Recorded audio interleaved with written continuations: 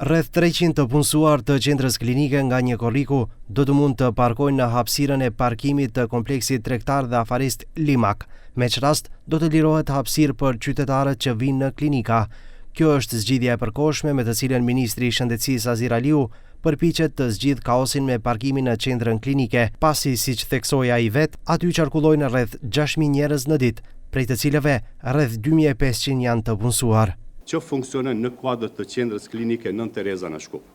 Që nga një korriku, kjo hapësirë parkimi e cila ndodhet në infrastrukturën e Limak të Shkupit, do të vihet në funksion të qendrës klinike.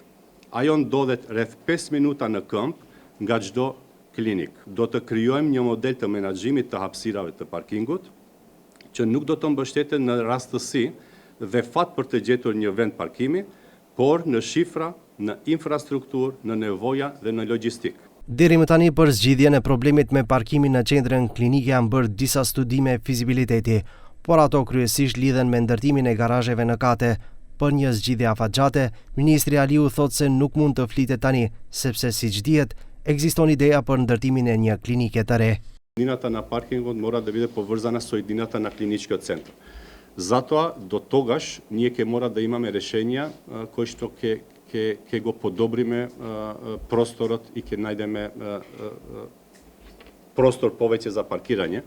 Ова е првиот чекор. Вториот чекор е да се мапираат внатре. Во моментот имаме 700 мапирани места, а се паркираат 2000 до 3000 паркинг возила. Фактички се паркираат во зеленило, на самиот пат и тоа треба да се уреди.